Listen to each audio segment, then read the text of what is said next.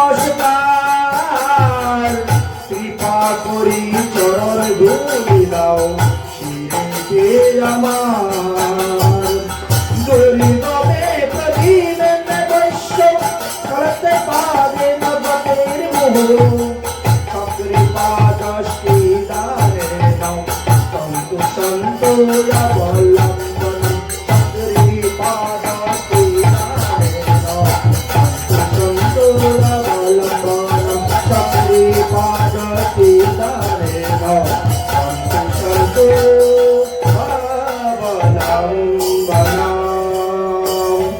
बोलो श्रीमद् भागवत महापुराण की जय कृष्ण दिव्यास जो की जय मुनि की जय मुनि की जय महाराज की जय ऋषिवृंद की जय शरण क्षत्र की जय पुरुषोत्तम मास की जय मास की जय गुरुदेव की जय इष्टदेव की आज के आनंद की जय जय श्री राधे कृष्ण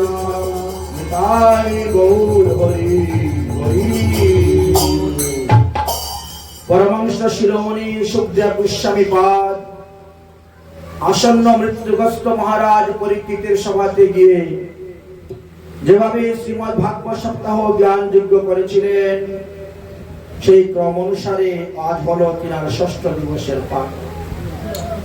কিন্তু আমাদের পাঠ আজকে সপ্তম দিবস হয়েছে। আগামী কাল অন্তিম দিবস, অন্তিম পাঠ হবে ভাগবতের সম্পূর্ণ। গতকালকে আমরা রাসলীলা বিস্তার করার কারণে আমাদের পাঠ সামনে অগ্রসর হয় নাই। রাসলীলা পর্যন্ত আমরা আস্বাদন করেছিলাম, তার পরবর্তী বিষয়গুলো আমরা একটু সংক্ষেপে আজকে আস্বাদন করব। রাসে যে সমস্ত গোপীগণ ভগবানের সঙ্গে নৃত্য করার জন্য গিয়েছিলেন, ততটাই মাইক গোপী তৈরি করে তাদের গৃহে পাঠিয়ে দিয়েছিলেন। ভগবান শ্রীকৃষ্ণ যুগমায়াকে আদেশ করেছিলেন, যে যে গোপীগণ আমার সঙ্গে রাসে নৃত্য করে আসছেন সেই রকম অবিগল গোপী বানিয়ে বানিয়ে তাদের ঘরে রেখে দাও, যাদের তাদের স্বামী, তাদের দেবর, তাদের শ্বশুর, তাদের শাশুড়ি, তাদের ননদ কেউ যাতে বুঝতে না পারে যে আমার ঘরের কুলবধূ রাসলীলা করতে চলে গেছে কৃষ্ণের সঙ্গে রজনীতে। তাই শ্রী গোবিন্দের এই এক অপূর্ব লীলা। যখন রাসলীলা সমাপ্ত হয়ে গেল, সমস্ত গোপীদেরকে বিদায় দিয়ে দিলেন, গোপীগণ সবাই নিজ নিজ গৃহে গেলেন, তখন যুগমায়া ওই নকল গোপীদেরকে অন্তর্ধান করে নিয়ে গেলেন। ব্রহ্মার এক রাত্রি পর্যন্ত রাসলীলা হয়েছিল, তাই ভগবান অপি তারাত্রিম শারদকুল্ল মল্লিকা এই শ্লোকটি বলা হয়েছে। তারাত্রি মানে বহু রাত্রির সমাগম সেখানে হয়েছিল, এই জন্য তাকে তারাত্রি বলা হয়েছে। যাই হোক, এবার রাসলীলার পর থেকে কি হয়, প্রতিদিনই কিন্তু রাসলীলা হয়। এক এক দিন এক এক স্থানে এক এক বনে রাসলীলা অনুষ্ঠিত হয়ে থাকে। আমাদের এই 84 কোটি ব্রজমণ্ডলের মধ্যে 12টি হলো মহাবন, আর 32টি হলো উপবন, আর 24টি হলো কানন। তাই বিভিন্ন স্থানে শ্রী গোবিন্দের রাসমঞ্চ দেখতে পাবেন, রাসাদি লীলা হয়েছিল। অতঃপর তারা প্রতিদিন দিনের বেলা ওই রাসলীলার কথা স্মরণ করেন, শ্রী গোবিন্দের লীলা কথা চিন্তন করেন, আর রাত্রিবেলা গিয়ে রাসে গিয়ে মিলন হয়। এদিকে বৃদ্ধ বৃদ্ধ রমণীগণ কৃষ্ণলীলার কথা গুণগান করেন। এই জন্য তার পরবর্তী অধ্যায়ে এসেছে যুগল গীত।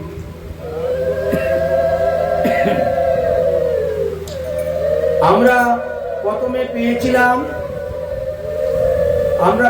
পেয়েছিলাম রুদ্রগীত, তারপরে পেলাম গোপী গীত, আজকে পেলেন যুগল গীত, তারপরে পেবেন ভ্রমর গীত, ক্রম অনুসারে আসবে উদ্ধব গীত, এগুলো ক্রম অনুসারে আসবে।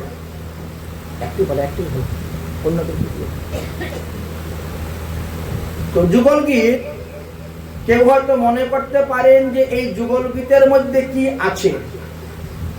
তদুত্তরে বলা যায় যে মহারাসের পর থেকে এই মহাভাববতী ব্রজসুন্দরী বন প্রত্যহ রাত্রিকালে শ্রীকৃষ্ণের সহিত রাসাদি ক্রিয়া আস্বাদন করতেন। আর দিনের বেলা কৃষ্ণ যখন গোচারণে বনে যেতেন তখন শ্রীকৃষ্ণের বিরহে সেই বিরোহিনী ব্রজবালাগণ শ্রীকৃষ্ণের যে দুষ্ট লীলা এইটি তারা আলোচনা করতেন। দুইটি শ্লোকের একসঙ্গে সারমর্ম এখানে ব্যাখ্যা করা হয়েছে বলে এর নাম যুগল গীত বলা হয়ে থাকে।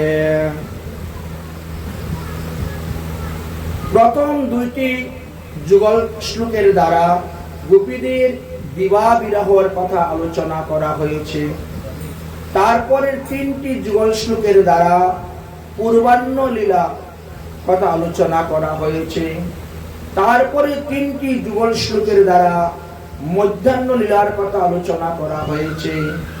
তারপরে তিনটি যুগল গীতের দ্বারা অপরাহ্ন লীলার কথা আলোচনা করা হয়েছে। তারপরে একটি যুগল গীতের দ্বারা মা যশোদাকে সান্ত্বনা দেওয়া হয়েছে। আর তারপর একটি যুগল শ্লোকের দ্বারা ভগবান শ্রীকৃষ্ণের স্বয়ং শোভা বর্ণন করা হয়েছে। এই হলো যুগল গীতের মধ্যে বিষয়বস্তু। যুগল গীতের মধ্যে 12টি যুগল আছে। তার মধ্যে একটি শ্রীমতী রাধারানীর খেল আছে, আরো অন্যান্য কিছু আছে। তাই আমরা যে ভগবানের অষ্টপ্রহর লীলা আস্বাদন করে থাকি, ঠিক তেমনি ভাবে এই যুগল গীতের মধ্যে ভগবানের 6টি লীলার কথা বর্ণন করা আছে। কারণ ভোরবেলা থেকে আরম্ভ করে রাত্রে শয়ন পর্যন্ত ভগবানের লীলা কথা গোপীগণ আস্বাদন করতেন।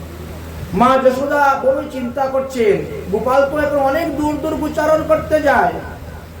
এখন তার বয়স 8 বছর পার হয়ে 9 পা দিয়েছে। এখন সে অনেক দূর দূর গোচারণ করতে যায়। তাই তিনার মনে বড় চিন্তা, বড় ভয়। কত কত অসুর দৈত্য দানব রাক্ষসরা আসে, কত রকম উৎপাত হচ্ছে। এই জন্য মনে বড় ভয়, বড় ভীতি।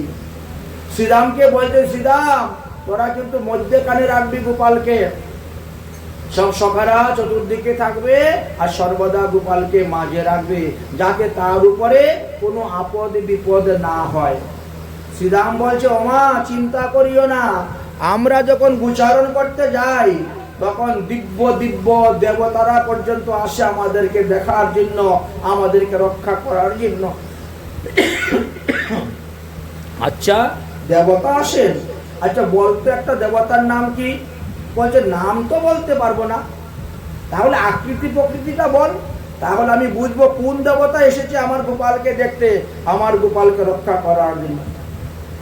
আজ শ্রীদাম কহেছে বাণী, শুনো গো মানন্দ রানী। শ্রীদাম কহেছে বাণী, শুনো গো মানন্দ রানী। নীতি নীতি যাই মুরা বনে, নীতি নীতি যাই মোরা বনে।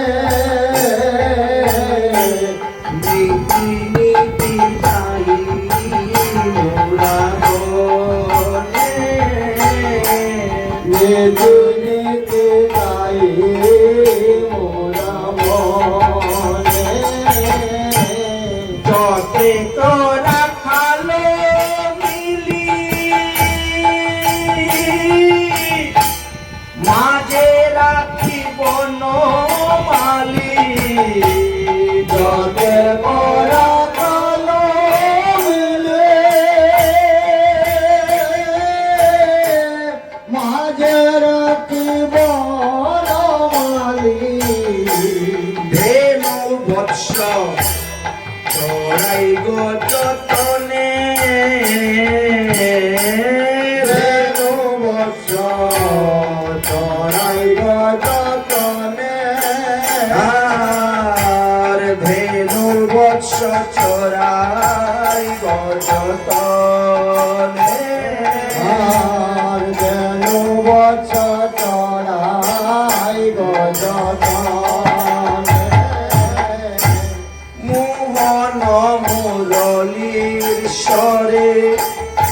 নানা ছন্দে গান করে আর মোহনা মোহরের চলে নানা ছন্দে গান করে ভুবন ভুলায় সেই রবে ভুবন বোলায় জয় রবে ভুবন ভুলায় সেই রবে ভুবন বোলায় জয় রবে শুনিয়া মুরলীর রব দিব্য মূর্তি রূপ সব শুনিয়া মুরলে সব দিব্য মূর্তি রূপ সব আসি গর সন সবে করে আসে কর শুন সবে করে আসি দর্শন করে সবে আসে দর্শন করে সবে মা যশোদা বলছেন তাহলে একটা দেবতার নাম বল, আর না পারলে তার আকৃতি প্রকৃতিটা বল, তাহলে আমি বুঝে নিব কোন দেবতা এসেছিল আমার ছেলেকে দেখার জন্য। শ্রীরাম বলছেন হংসের উপরে চরি চতুর্মুখে মন্ত্র করি হংসের উপরে চরি চতুর্মুখে মন্ত্র পড়ি স্তূপ করে আনাইর পাশে স্তূপ করে কানাই পাশে আর স্তূপ করে কানাইর পাশে স্তূপ করে কানাই মাতৃসুধা বলছে হ্যাঁ বুঝেছি, তাহলে ব্রহ্মা এসেছিলেন। বাহ, আমার ছেলেকে দেখার জন্য ব্রহ্মলোক থেকে ব্রহ্মা এসেছে গোচরণে। আচ্ছা বল বাবা তারপরে কি এসেছে? তার পরে শূন্য পথে ঐরাবতে বজ্র হাতে তার পরে শূন্য পথে ঐরাবতে বজ্র হাতে দেখি মোরা পাইল তোরা দেখি মোরা পাইল তোরা দেখি মোরা পাইল তোরা দুটি মোরা পাইল তোরা আকাশ পথে হাতির পিঠে করে আসছিল, হাতের মধ্যে কি অস্ত্র বজ্র নাম। আমরা তো ভয় পেয়ে পালিয়েছিলাম, কিন্তু সেও এসে দেখে তোমার কানাইয়ের পায়ে করে প্রণাম করতেছে। মা যশোদা বললেন তাহলে ইন্দ্র এসেছিলেন, দেবরাজ ইন্দ্র ঐরাবতে চড়েন। আচ্ছা বল বাবা তারপরে কি এসেছিল? দিব্য পায় এক জন বিষ পৃষ্ঠে আরোহণ দিব্য পায়ে এক জন বিষ পৃষ্ঠে আরোহণ দিয়া সিংহা দমর নিশা দিয়া সিংহা দমর নিশান দিয়া সিংহা ডমর নিশা দিয়া সিংহা ডমর নিশা। আর কি তার শরীরের লক্ষণ শুরু তাহলে শ্রীরে জটা ত্রিলোচন ভস্মে অঙ্গ বিভূষণ শিরে জটা তেলে চলে ভস্মে অঙ্গ বিভূষণ সদাই জপে রাম রাম নাম আর সদাই জপে রাম নাম নাম। সদাই জপে রাম রাম নাম সদাই জপে রাম রাম নাম। আচ্ছা তাহলে দেবাদিদেব মহাদেব এসেছিলেন আমার ছেলেকে দেখতে তাহলে বল বাবা তারপরে কে এসেছিল তারপরে ওই পুরুষটার বামে নারী বসা ছিল তার বামে এক নারী তুলনা দিবারে নারী তার বামে এক নারী তুলনা দিবার নারী। তার বামে এক নারী তুলনা দিবারে নারী তার বামে এক নারী তুলনা দিবার নারী। রূপে অন্ধ আরো করে না রূপে অঙ্গর করে না রূপে করে অন্ধ আরো না রূপে করে অঙ্গর স্বর্ণ কান্তি শশী মুখী ভালে শুভে তিনটি আঁকি আর স্বর্ণকান্তি শশী মুখী বালে শুভে তিনটি আঁকি। কুলে করে রহে গিরি বরে ফুলে করে রহে গিরিবরে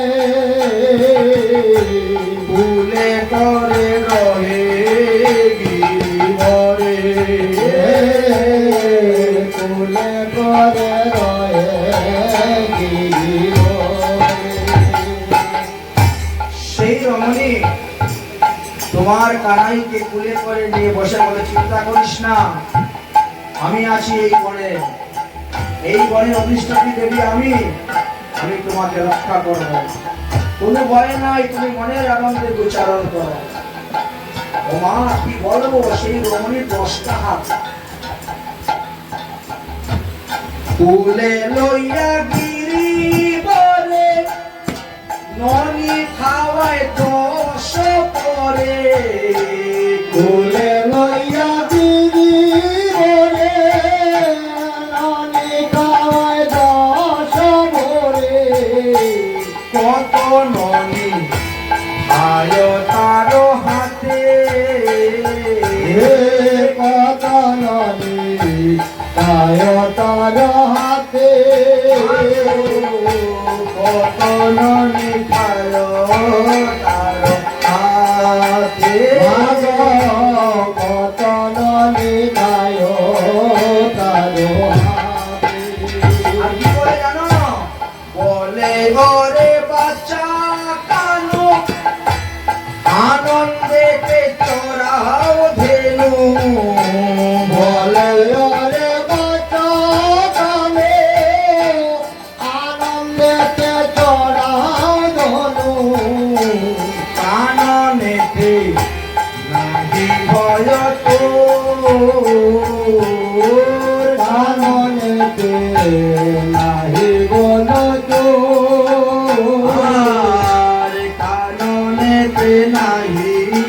ভয় তো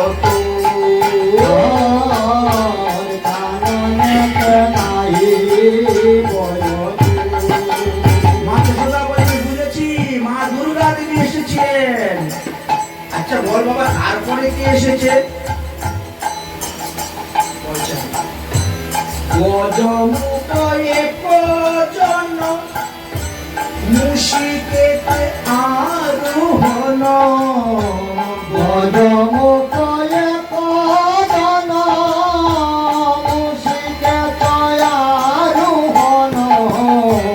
সিন্দুরের মণ্ডলিত মুখানি, সিন্দুরে মণ্ডিত মুখানি, সিন্দুরে মণ্ডিত। গণেশ ঠাকুর এসেছিলেন আমার ছেলেকে দেখতে। বাহ! আচ্ছা বল বাবা, তারপরে আর কি এসেছে আমার ছেলেকে দেখতে? নাম তো বলতে পারবো না, কিছুটা বল, আমি বলে দিব। বড় মুখ শিকি পর, বাম হস্তে ধনু ধর। বাম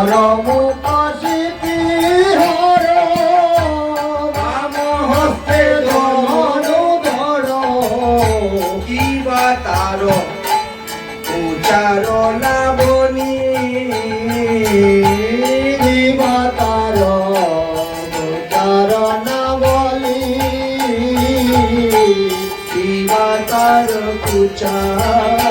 লাবণী।